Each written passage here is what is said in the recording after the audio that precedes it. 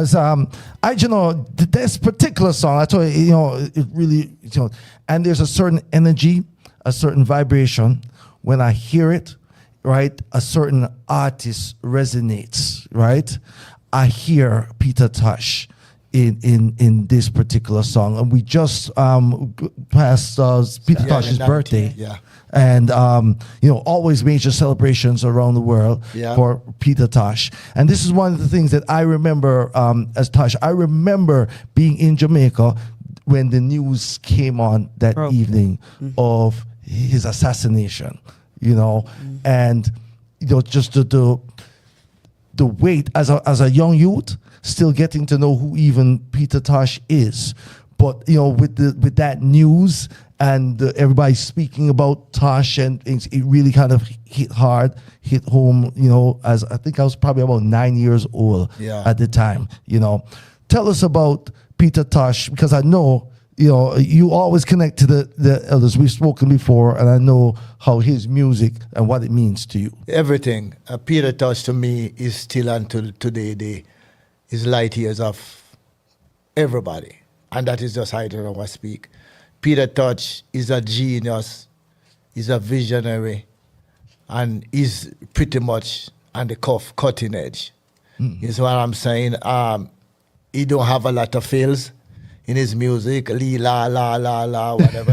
Peter Tosh goes straight. And I find that I have some of the same characteristics. I admire him greatly.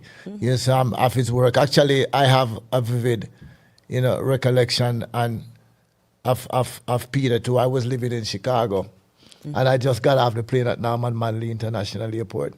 I think the shooting took place 2 days before, and on my way from the airport, right around the Gunboat Beach before you get to Harborview roundabout, the news flash came over that he jumped flesh, he succumbed to his injuries.